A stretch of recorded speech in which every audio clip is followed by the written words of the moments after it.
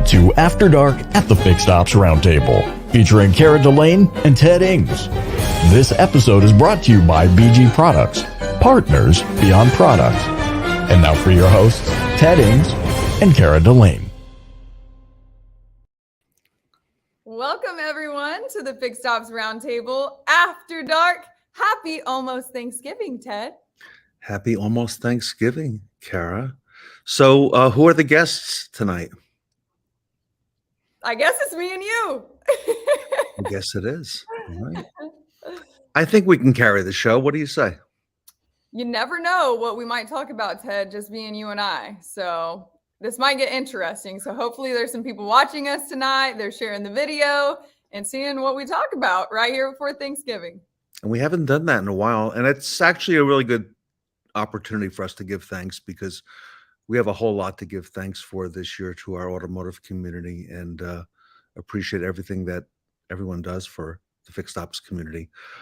We do have a sponsor tonight, an exclusive sponsor. I want to thank BG Products, partners beyond products.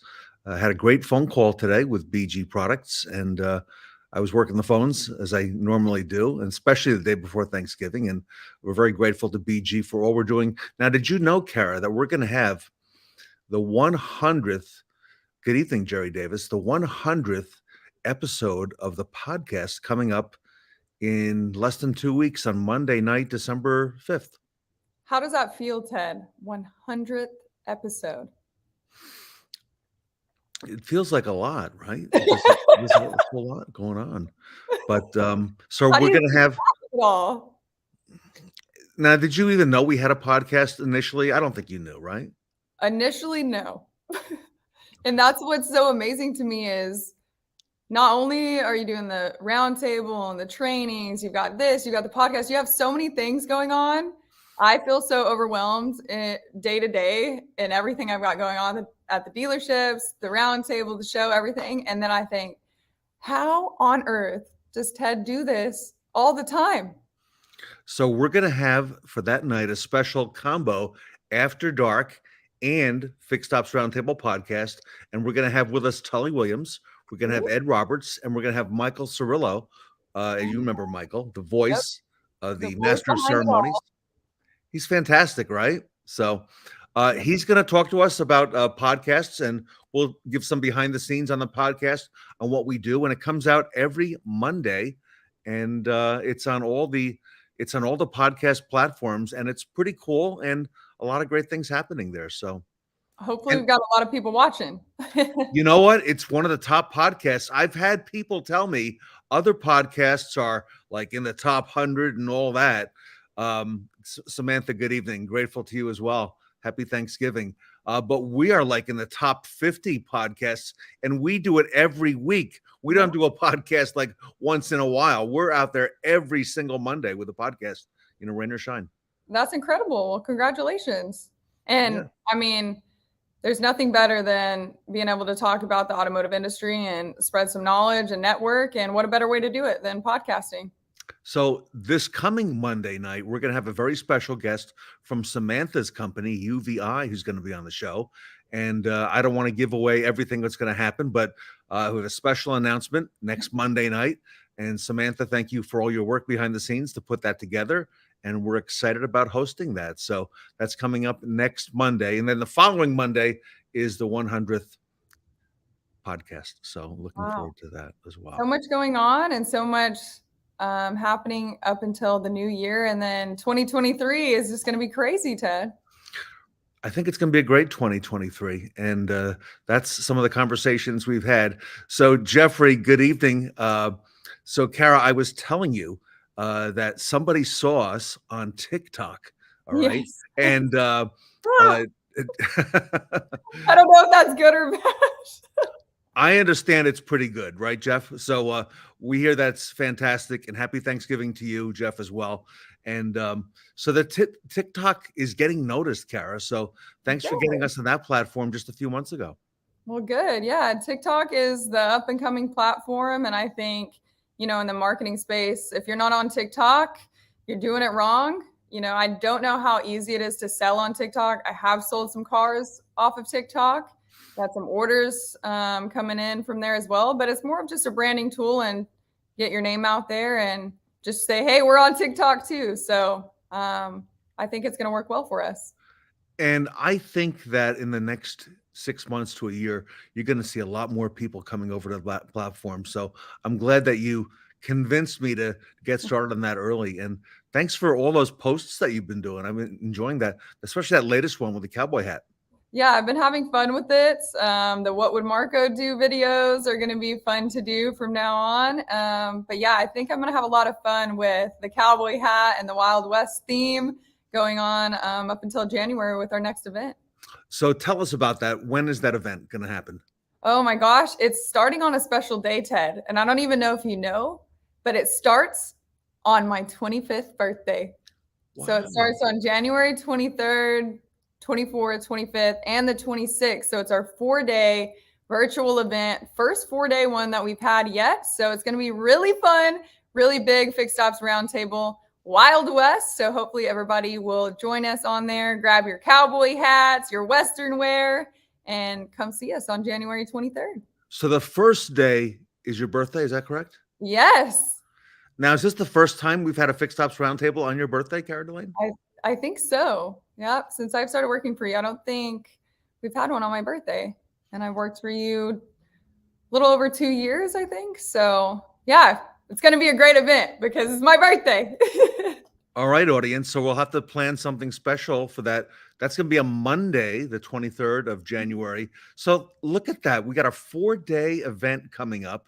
And that's amazing that we had gone from 1 day to, 2 short days to 3 days. And now they've been all 3 days. Like we do it like nothing now. Now we're going to 4. I know. And I always think every time we're planning the next event, I think about how I got started with you and how you were having them in person. And then you switched to the virtual and you were kind of skeptical about it at first. You didn't know how it was going to go. And then we talked about maybe in-person events again or some virtual type events. And man, the virtual thing has taken off. And not just in our industry. I've seen so many different people just harping on the virtual aspect, social media, things like that, to really connect with people all over the world, all of the time. So I think it's really convenient for everybody. And I think that's why it's working so well. And Jerry Davis, while you're here in the chat, let's get together next week, Jerry, because I know Jerry wants to be on the roundtable. And he got a hold of me just a little bit too late at this last event. So, Jerry, if you and I talk next week, we'll have time to plan some stuff out together, and you can join Sean Butler and Robert Miggs and Daryl and everybody else who's on there. So now you started off doing just a couple little things at the roundtable. Sticks, good evening. Happy Thanksgiving to you as well. And you started doing like a video promo here and there. Talk to us about that, because that's definitely evolved. I feel you're doing a lot more now than you were even like a year ago. And I should go back and look, Ted, to try to find the very first video I ever did for the roundtable. And for some reason, I was thinking about one the other day, and I remember it was not a pretty day outside. I was wearing a white shirt. My hair looked about like it does today because it's been raining. And I can vividly remember sending you the video, but I can't find it in my phone. And all I remember was how horrible it was. And I laugh at it now because, I'm dressing up, I'm doing stuff on the green screen, I'm, going all out on all of these events. And it's just, it's amazing, honestly, how far it's come from just a little over 2 years from working together. And man, how it's evolved has been crazy. I never would have dreamed that we would be doing all the things that we are today. So that was a video promoting probably maybe the greatest show before we went into the Tire Summit. And you were doing like 1 or 2. How many video promos do you do today for a typical Fixed Ops Roundtable, Cara Delane? Yeah, I think I started out with just a handful at a time. And then you had me record some of the segments for the transitions for the show. Now, I don't even know how many I know we talked a while back and you're like, do like 10 promos. And then now I don't even keep count. I'm just like, here's this one. You'll send me something. I'll do one here. And it's just kind of come and go as I get more information about the show or who's on it, or I get some crazy idea that sparks. and I just throw it together, send it your way, and see what happens. Some aren't great and some are fantastic. So that's just the marketing game as it is. And then we have all the transitions. Luckily, your daughter's helping me with the scripts now. Are the transitions easy to do? Do we knock those out like really quick, or Oh, does that take some time? I always, you'll catch me at the end of my work day here at the dealerships for this type of stuff. And a lot of the times when I record the promotional videos too. So I'm on like the downside of my day, but I will tell you, normally I have fun with those and I get them all out.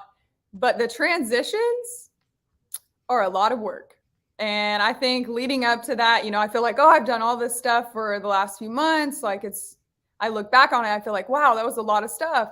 And then I get to the day I have to record the transitions. And the last two times for the Roaring 20s and the Dare to Dream, I remember sitting in front of the green screen for 6 to 8 hours at one time, recording these for 2 to 3 days.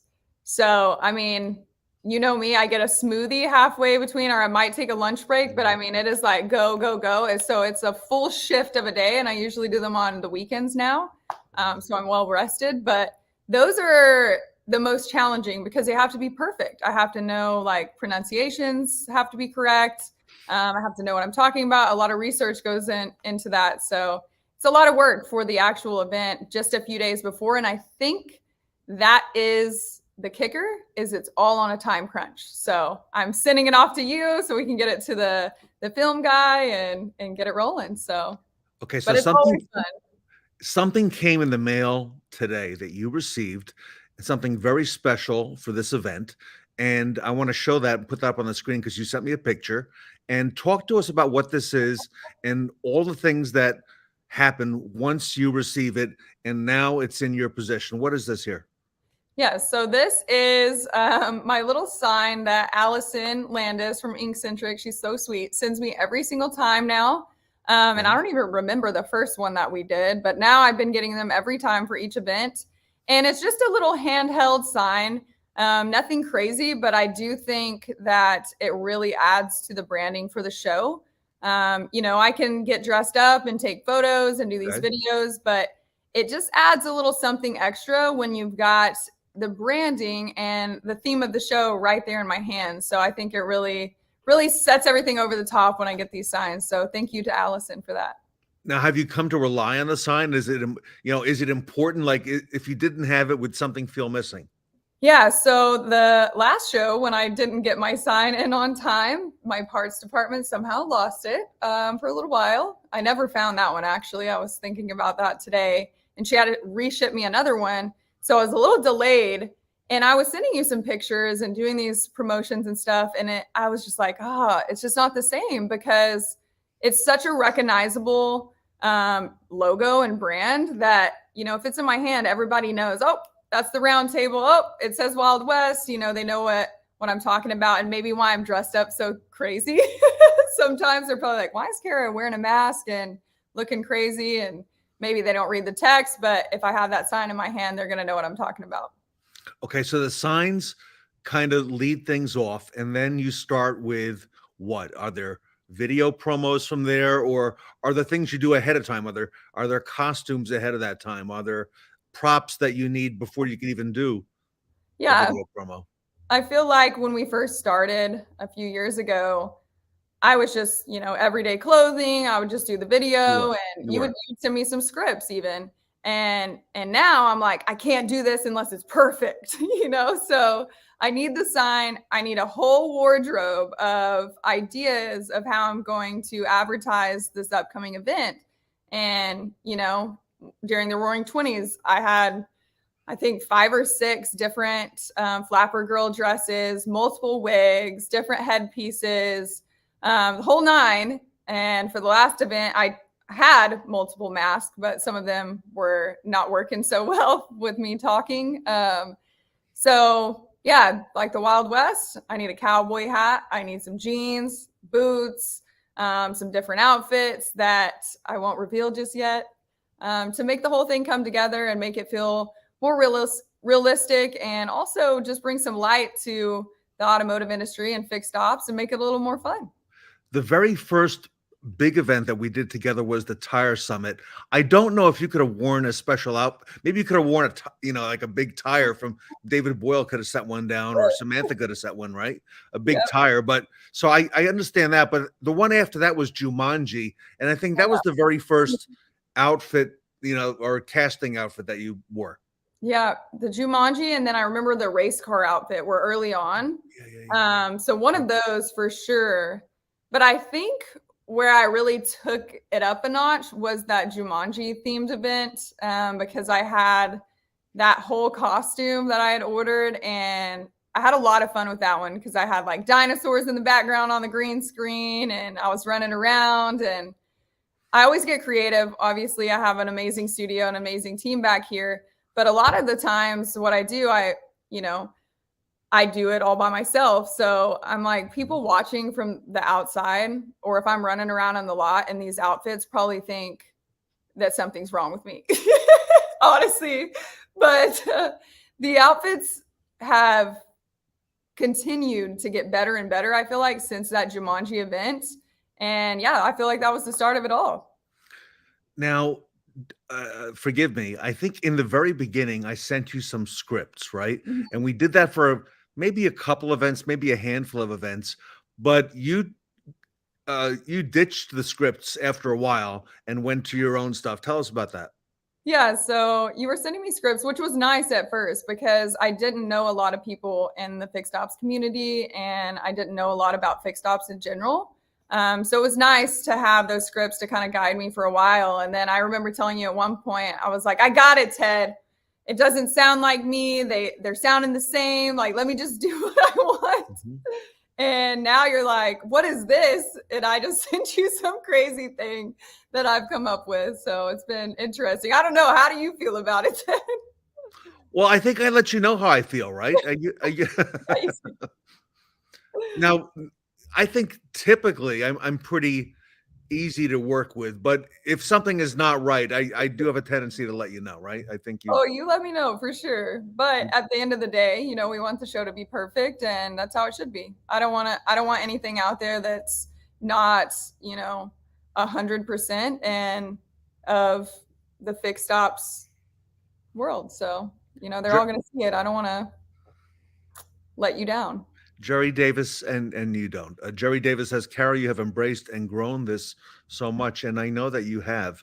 We've all grown, I think, in watching this whole thing transpire. Now we're going to do this is the 19th event in January. That's so crazy. And that's just amazing. Now, other events typically are not always virtual. Some have been, right? Of course.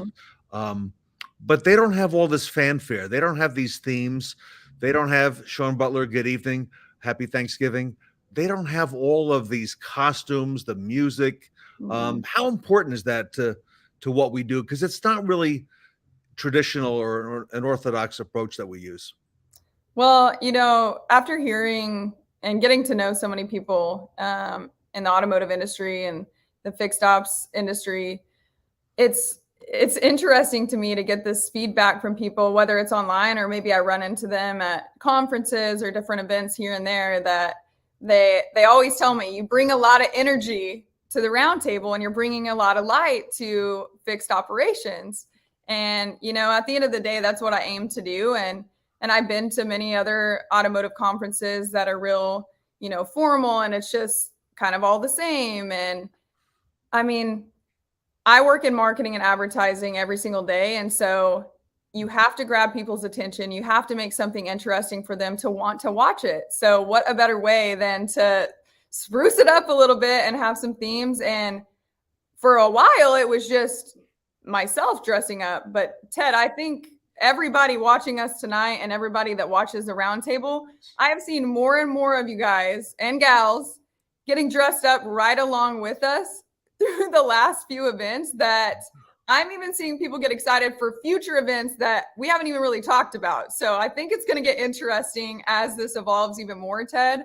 And I really enjoyed, especially the Roaring 20s and the Dare to Dream event. I feel like so many people on social media And people that were on the show got dressed up and were really embracing these events. Go back one event, because I agree. I think things really changed with the Roaring 20s. Mhm. The whole thing went to a whole new level. But to set that up, you did an event with the Fixed Ops Roundtable in May, which had a Star Wars theme, May the 4th. I had no idea you were going to dress entirely in character as Princess Leia. What drove you to do that? How did you know that would be a great fit? How did that come about? So, as everybody probably knows now, I knew nothing about Star Wars at all. I never watched, I think I watched one of the latest ones. And so I had no idea what was going on. I never really got into it when I was younger. And you told me, hey, we're doing the Star Wars thing. And I was like, oh man. And that was a tough one to do. And yeah, and there's a lot at stake. Star Wars is such a well-known thing that for me, I immediately started watching Star Wars. Number one, I watched so many YouTube videos about Star Wars. I watched the first few movies and, took note. I'm so crazy. Like my coworkers would make fun of me because after hours or, on my lunch break or whatever, I'm watching Star Wars on YouTube and I'm taking notes. Like some Star Wars geek, but really I just didn't know enough about it that I wanted to really, I feel like I'm like an actress or something. I'm like trying to embody Princess Leia because I was like, that's what I need to be. That's the main woman on Star Wars and everybody's going to recognize me if I'm that. And then my boss here at Hinton Brand is a fanatic for Star Wars.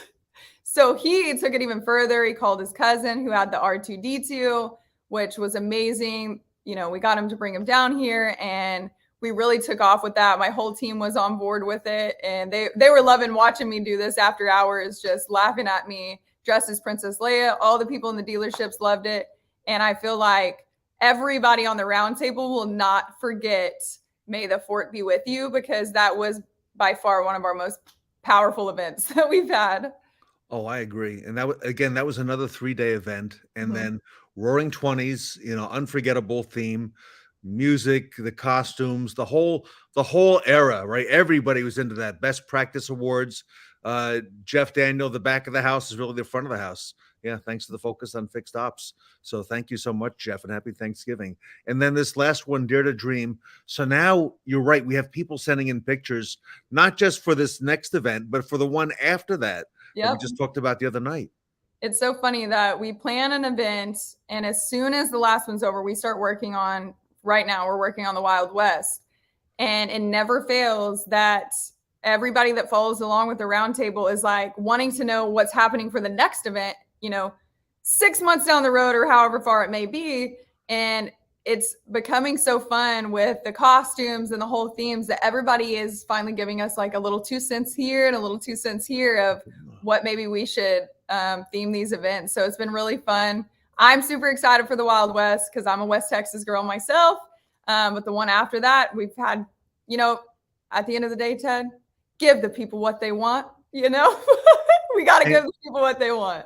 And it's amazing. We have a lot of folks who are pretty high up in the industry on the dealer side, on the sponsor side, weighing in and saying, do this, try that. So they're definitely on board, with the themes. So that's all come about. Talk to us about this show that we're doing tonight, this After Dark show, because we started this, it'll be a year in January. We started doing it, I think earlier, there were some episodes that you guest hosted that were during the day. It was kind of a midweek thing, but then we moved it in January to Monday nights at 8 p.m. And talk to us a little bit about that, how that, because that was recorded, I think, initially, not live. Yeah, tonight. We did record the first few. And I remember you asking me about it before the new year, which I cannot believe it's already been a year. I feel like that was yesterday. And you asked me how I felt about it. And I was, I always have to ask you, hey, I have my obligations here. Like, can I fit it in after hours? And you're like, oh yeah, it's going to be at 7:00 my time. And I was like, oh, great. And so we started getting these guests and recording them. And then I think one day, I don't think we even wanted it to be live. Right. If I'm not mistaken, it just so happened we had the guests and we were like, oh, we're just going to try it live and see what happens. And I remember telling you then, I was like, I think live will work better because I do a lot of live video content here for our dealership. So after that one live, we just threw in the towel on the recorded thing, and we're like, live it is, because you get people's raw reactions. We got the comments rolling in, and it's a lot more interactive and engaging with people who are watching us too. And I think that's what helped it grow even more over time. And here's Robert Miggs saying he's ready. He wants to get on the panels. And good evening, Robert. So this summer, we had been doing the Monday night show. And then you and I had a discussion about maybe doing another show, doing another one during the week. Yeah. And we started that off midsummer, like July, right? And we wanted to see how that was going to go. And then you decided that with the Roaring 20s coming up, you would dress up for those shows in anticipation of what was coming up in September. And I really think that helped. That really helped the audience, understand what was coming. Yeah, I think constant branding, and, you have to remind people, or an audience has to view something so many times for it to resonate with them. So constant reminders of what that event is going to be, I think, was a good idea for us. And I think that's why we were wearing the mask on here this past time. And I'm sure I'm going to see some cowboy hats here before long. It'll be fun. They're coming next. So great stuff. And will I get you in a cowboy hat, Ted? Oh, you definitely will. 1,000%. Yes. Okay. I'm ready. But it's not going to be a black hat, right? I can't do that. It might look a little dull on these backgrounds. Yeah. Okay. See, we're already looking at how it's gonna appear, right? That's my marketing brain kicking in. Yeah, I don't know. It's got to be a felt hat, Ted. It's in the wintertime, and I'm not a cowgirl, but I'm a country girl, and so I know that. No straw hats around here. No straw hats. Not in January, right? No. It's got to be a felt hat. All right. Well, I think we do have a lot to be grateful for, and the relationship we've developed with all these people, like Robert, like Jerry, like Jeffrey, who's coming in now to the Roundtable, and Tully and Ed and Sean Kingry and BG Products and everybody involved, and Samantha. I think we've just started, and I think there's a whole lot to go. And of course, we don't want to overlook the other part, which is the content, right? Yeah. All the panels and all the topics. And I'm looking at all the things that we're going to be talking about in January: mobile service, phones, tires and alignments, acceleration of change, technicians. All these are huge topics that are, low-hanging fruit. Isn't it amazing that not only do we get to jump on here and learn from so many different professionals and so many great people that are so wise, but to also just be able to network with so many people, not only in the United States, but people around the world, I think is so special. And I know for myself, I've learned so much more than I ever thought I was going to learn about the automotive industry as a whole, and especially fixed ops. But man, I can't tell you how grateful I am for all the people that I've met, Ted. Not only yourself, of course, I'm super grateful for you and all the opportunities you've given me, but all of these amazing people, and most of them I have never seen in person. And I feel like I know. So if I ever do run into them in person, it's like me running like I did to Samantha. And a few other people that I've seen in person, and like Carrie Wise and Brooke Furness, like so many different people. I'm like running from miles away. I'm like, hey, they're probably like, who is this? But I feel like I know them. Super. And I think that people feel like they know us as well. Yeah.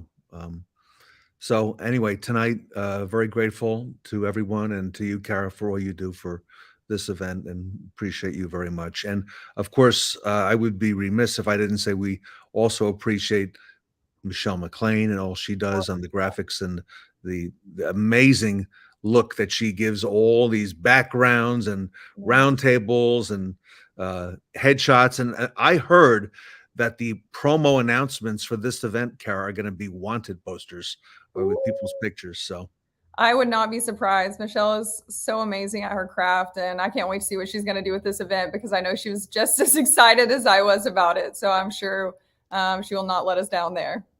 All right. But for now, we're going to have Thanksgiving tomorrow, and again, a lot to be grateful for. So, Yeah. and Jeff Daniel, thank you for all you do. Jeff, we were talking yesterday about your female technicians at Maple Hill Auto Group in Kalamazoo, Michigan. So, Jeff, want to talk to you about that because that's a big differentiator you got going there, and a lot to talk about in fixed ops. So, congratulations to you and your team also. All right, so Thanksgiving tomorrow.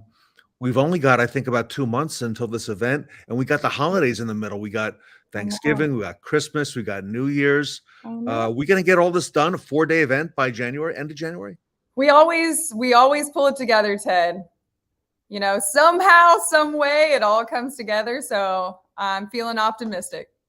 All right, cool. And if anybody missed the last event, Dare to Dream, it is now fully on YouTube. So if you go to the Fixed Ops Round, if you go to YouTube and just search on Fixed Ops Roundtable, you'll come up with our homepage. I recommend you all subscribe. Please subscribe to the Fixed Ops Roundtable on YouTube. You can watch this last event, and then you'll be notified of all new videos as they continue to come out. And there's constant, Kara's talking about these promos. They're on YouTube, and they're on there as shorts. I think that's what they call them, right, Kara? Yes.